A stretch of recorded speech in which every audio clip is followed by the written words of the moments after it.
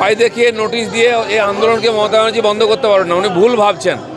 ওনার আন্দোলন লগ্নে বন্ধ, উনি বুঝতে পারছেন না আন্দোলনটা কোথায় পৌঁছে গেছে। এর জন্য তাকে ভুগতে হবে। রাজ্য বলছে কোর্ট চলবে না, হাইকোর্ট কেন, সুপ্রিম কোর্ট কেন?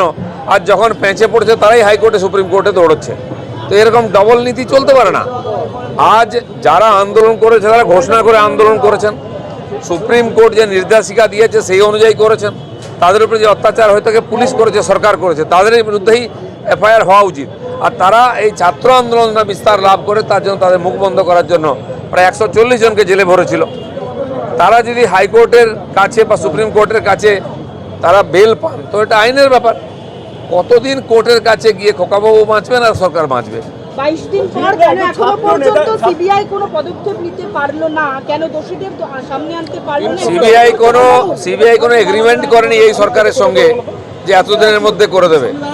আমরা বলছি সুপ্রিম কোর্টই দিল্লিতে নির্ভয়া মামলায় ফাঁসি দিয়েছিল, তার জন্য সময় লেগেছিল 7 বছর। এখন দেশে যে ভারতীয় ন্যায় সংহিতা চালু হয়েছে, 3 বছরের মধ্যে ফয়সলা করতে হবে, 45 দিনের মধ্যে চার্জশিট দিতে হবে। সেটা নিশ্চয়ই সিবিআই জানে এবং আদালতও জানেন, তাদের উপরে ভরসা রাখা উচিত।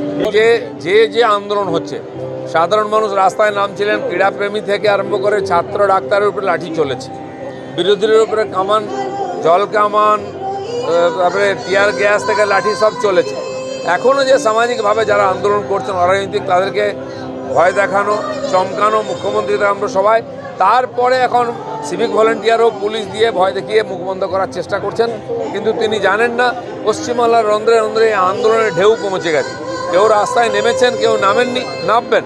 সেন গায়ের জোরে বা ভয় দেখে যদি বন্ধ করবেন মনে করছেন, এই আন্দোলন সম্ভব নয়, এটা আরও বাড়বে। মমতা ব্যানার্জি যদি সত্যি সমাধান চান, নাটক না করে, ধর্না ফর্না না দিয়ে তিনি সহযোগিতা করুন সিবিআইকে, যাতে দোষীরা সাজা পায়। আমার মনে হয় এতে ওনার সরকার সংকটে পড়তে পারে, তাই দোষীদের বাঁচাবার চেষ্টা করছে। সভায় কি এই বিলে আইন হতে পারে? যদি বিল পাস হয়, আইন হয়, সেটা কি কোর্ট মানবে? কোর্টে কি তারা বিচার হবে? যদি হয়, মমতা ব্যানার্জি এটা জানতেন, উনি নিজে বলেছেন বিরাট বড় উকিল তিনি, তাহলে 13-14 বছর কেন লেগে গেল? এরকম 48,000 কেস ওনার সরকারের সময় হয়েছে, সে কেসগুলো সমাধান হয়নি, পড়ে আছে কেন?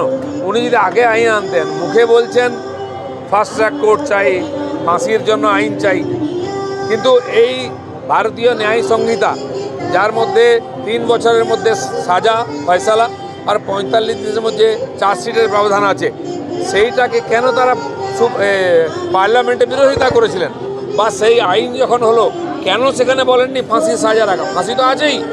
বা ফাস্ট ট্র্যাক কোর্টের কথা, তাদের করার কথা, কেন সরকার তাদের সাজেশন পাঠায়নি? ডেরেক ওব্রায়েন ওখানে উপস্থিত ছিলেন, কাকলি ঘোষ দস্তিদার ছিলেন, তারা কি বলেছেন অন রেকর্ড আছে, একবারও বলেননি। আমিও সারা 3 মাস ধরে যে ওখানে ডিসকাশন হয়েছে, এভিডেন্স হয়েছে, ডেমনস্ট্রেশন হয়েছে, সব জায়গায় ছিলাম। তার সরকারের কোনো রোল ছিল না, সে ছিল না। মানুষকে বোকা বানানোর জন্য বারবার বলছেন। মমতা ব্যানার্জি যা বলেন আর যারা করেন দুটোই উল্টো হয়।